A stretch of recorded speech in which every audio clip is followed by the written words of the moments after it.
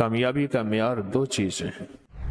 پیران پیر شیخ عبد القادر جیلانی رحمۃ اللہ علیہ کی اماں نے پہلے دن یہ سبق دیا تھا، ماں باپ کی پہچان چھوڑ جائیں گے، پھر ماں باپ شکوہ کریں گے، وہ کہتا ہے دعا ہی سے کام ہوتا ہے۔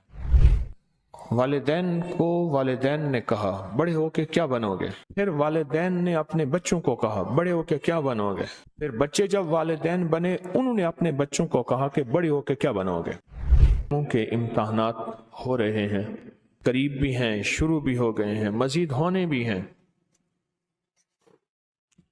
کسی کے ابھی ہونے ہیں، کسی کے دیر سے ہونے ہو رہے ہیں۔ کیسے کامیاب ہو؟ کامیابی کا معیار دو چیزیں ہیں، ایک محنت اور دوسری دعا۔ ایک محنت اور دوسری دعا۔ محنت پوری ہو اور محنت کے اوپر پوری محنت ہو، کوشش کے ساتھ پوری کوشش ہو، دو معیار ہیں کامیابی کے، ایک محنت ہے اور دوسری دعا ہے۔ اور دعا یہ وظیفہ، یہ تسبیح، یہ عمل، یہ دعا ہے۔ ایک اور چیز ہے، پہلے دن سے والدین نے کہا بڑے ہو کے کیا بنو گے؟ پھر والدین نے اپنے بچوں کو کہا بڑے ہو کے کیا بنو گے؟ پھر بچے جب والدین بنے انہوں نے اپنے بچوں کو کہا کہ بڑے ہو کے کیا بنو گے؟ اور ایک دوڑ ہوتی ہے زندگی کی، پھر اس میں بہت کم ہوتے ہیں جو حلال حرام جائز ناجائز کی احتیاط کر پاتے ہیں۔ اس دن مجھے ایک صاحب ملے، آج سے کوئی غالباً 25-30 سال پہلے میں نے ان کے منہ سے ایک لفظ سنا تھا، حلال آئے یا حرام آئے، جائز آئے یا ناجائز آئے، میں نے مالدار ہونا ہے۔ میں ان کے قریب بیٹھا تھوڑی دیر کے لیے، نماز عصر کا وقت ہوا، میں اٹھ گیا، لیکن ان کے قریب بیٹھ کے مجھے احساس ہوا کہ وہ ابھی تک مالدار نہیں ہوا۔ اس نے ہر زندگی کے جائز ناجائز کی کوشش کر کے دیکھ لی ہے، اور وہ ابھی تک بھی اسی جذبے میں جی رہا ہے کہ جائز ہو یا ناجائز ہو میں نے مالدار ہونا ہے، اسی جذبے میں جی رہا ہے۔ اپنی نسلوں کے ساتھ دو چیزیں لگانی ہیں، ایک محنت اور دعا، اور پہلے دن سے اپنی نسلوں کو دعاؤں پہ لگانا ہے، مانگنے پہ لگانا ہے، اللہ سے لینے پہ لگانا ہے۔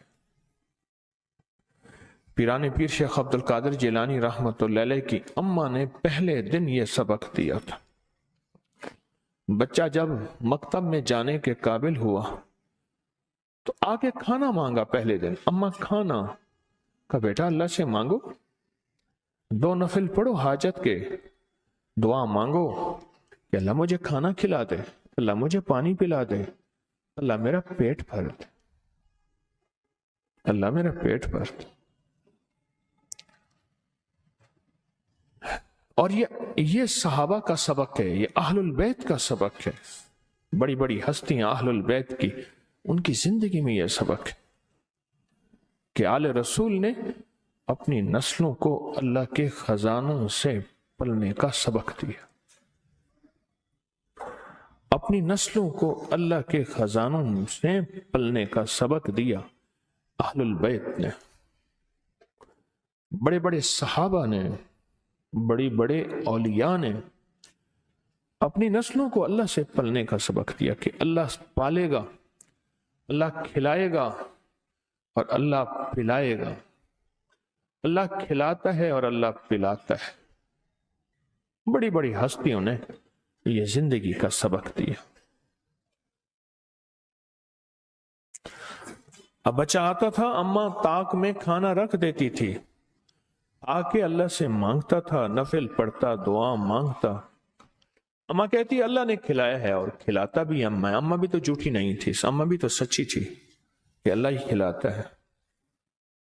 ایک دفعہ اماں کہیں گئی، کھانا رکھنا بھول گئی، اور بچے کے مکتب سے واپس کا وقت آیا۔